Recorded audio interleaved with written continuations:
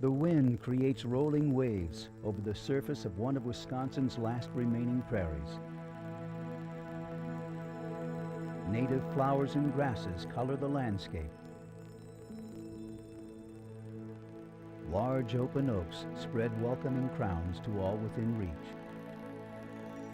A wetland formed by a retreating glacier is a reminder of a time when great bison walked 2 million acres of Wisconsin ground.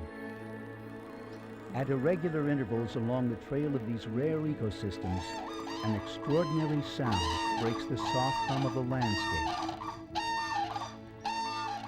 The exhibits, surrounded by prairie, allow visitors a rare opportunity to see 15 crane species of the world in one place. These are the living relics of a time dating back to the dinosaurs.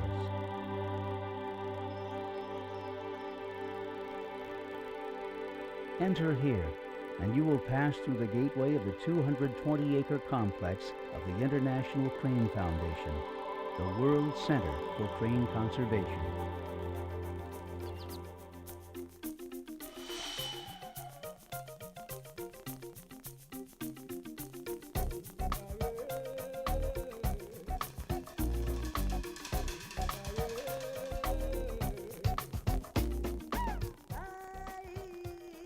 The International Crane Foundation became a reality because of the passion and persistence of two young men in 1973.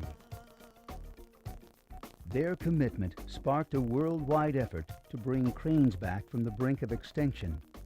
The International Crane Foundation is a private organization that I co-founded with Ron Sowie back in 1973. We have a very simple mission to help the endangered cranes of the world. To do that, we have established a species bank of captive birds here in Baraboo, Wisconsin. We work on educational and research programs worldwide to understand the wild cranes and to communicate their needs to the people. Cranes are among the most endangered birds of the world. By 1976, the ICF had successfully bred 5 different species of threatened or endangered cranes. 1982 marked a unique challenge for ICF. That year, less than 100 whooping cranes were left in the world, and a female whooper named Tex was the last of her genetic line. The problem was she was hand-reared by people and hopelessly imprinted on humans and refused to court with male crane suitors. Fortunately, the ICF's George Archibald volunteered to take the time to be Tex's human mate. So he spent 15 hours a day for 6 weeks with the people-smitten female whooper. Tex was artificially inseminated with frozen whooping crane sperm flown in from Patuxent Wildlife Research Center in Maryland. She finally laid a fertile egg, and her offspring was named Gee Whiz. Now, Gee Whiz is helping to continue the line of this most rare species of cranes. What is a crane? Elusive, spectacular, captivating. Most obvious is their long legs for wading. Their graceful necks, impressive beaks, and stately stature have been prompting legends about the crane being a symbol of contemplation and wisdom. Most have a coiled windpipe that makes a trumpet so loud it can be heard a mile away. Cranes mate for life and perform beautiful courtship dances, bobbing, jumping, and throwing their heads back, leaping up, parachuting back down, and spreading their wings as if to some ancient song only their ears can hear. Cranes are the national birds of several countries and symbolic of fidelity, long life, good luck, and happiness in many cultures. While cranes have held much fascination and inspiration over the ages, they hold much more practical importance for all of us.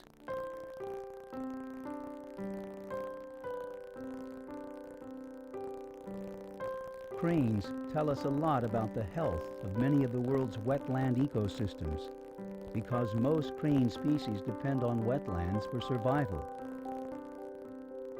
Not only do wetlands provide food for cranes, but wetlands also provide a safe place for cranes to roost, build nests, and raise their young. If crane populations decline, scientists know that other plant and animal life living in wetlands may be in trouble as well. The formula for saving the world's cranes is complex, requiring equal parts of education, research, habitat protection, captive breeding, and reintroduction into the wild. Often the conflicts between wildlife and people are the result of how one looks at a problem or lack of alternative ideas. So through education, you give people larger perspective, help them think of new ideas, and again, get them talking to other people, and together, usually you can come up with good solutions. Education is vital to saving cranes, and the International Crane Foundation uses every opportunity to be a classroom to the world. Crane experts, government officials, organizations, and concerned people across the globe take advantage of the opportunity to learn and partner with the ICF. Without ICF, we wouldn't begin our work with Siberian crane, because that time we had no idea how to keep cranes in captivity, how to breed them. Now we have a good captive flock of Siberian cranes there. ICF supported with some equipment, with technology, with ideas. The ICF Library is an international clearinghouse for crane information. Visitors of all ages are welcome to see exhibits and participate in guided tours. The whooping crane exhibit allows a close-up view of the rarest crane in the world in a wetland habitat. All summer, chicks can be viewed in the chick yard as they are fed and exercised by their surrogate chick parents. Videos and slides are available for viewing or purchase, and the gift shop is always a popular stop for visitors.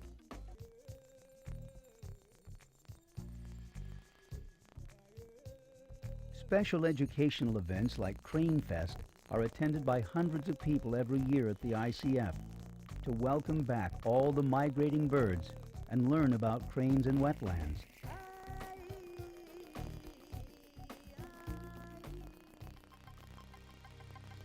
The ICF's on-site research experts focus on finding better ways to breed and care for captive cranes. Among their many scientific contributions, they were the first to handle the international transfer of crane eggs, the first to use crane puppets to raise captive-bred chicks to prepare them for socializing with wild cranes, and first to breed Brolgus and black-necked cranes in the United States.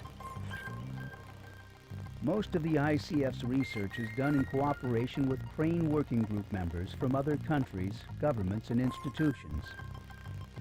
Loss of habitat is the single greatest reason why cranes are threatened. China has drained nearly 90% of its wetlands to make room for farms and towns. In other countries, including the U.S., land development has taken its toll. Humans don't always recognize the value of wetlands. In reality, wetlands are pulsating with life. They're nature's nursery, filled with plant and animal life that can be found nowhere else. Nearly 70% of the fish caught in the ocean fisheries spend part of their lives in coastal wetlands. Wetlands act like a natural sponge, slowing down and absorbing floodwater. Wetlands can also remove disease-bearing bacteria and neutralize heavy metals and pesticides. Wetlands provide us with fish, waterfowl, edible plants, and wild grains to eat. Saving cranes means saving wetlands. However, saving crane habitat is a real challenge because cranes are migratory birds and move across international borders. Their survival depends on international cooperation. The ICF has sparked the protection of crane habitat in dozens of countries around the world by helping form alliances and friendships, even in politically polarized nations. Besides loss of wetlands, hunting, trapping, poisoning, and collisions with utility lines are just a few of the other dangers cranes face as they migrate. Off in the distance from the ICF entrance is a cluster of buildings known as Crane City.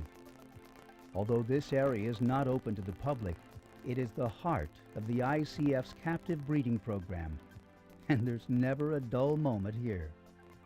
Cranes raised here are a critical source of birds for reintroduction into the wild. Video monitoring allows viewing of the cranes with a minimum of human disturbance.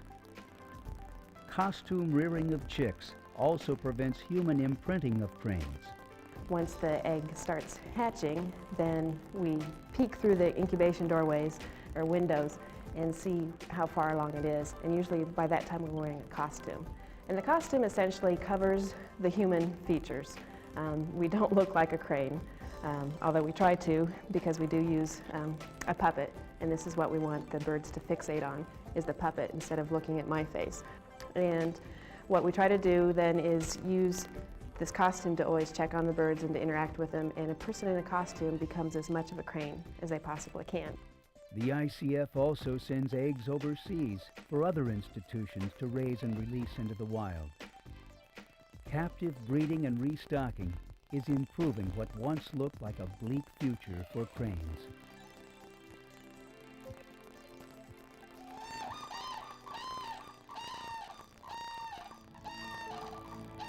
Pass through the gateway. Watch the sky. Discover the beauty of wetlands. Enter the world of cranes. And experience the wonder.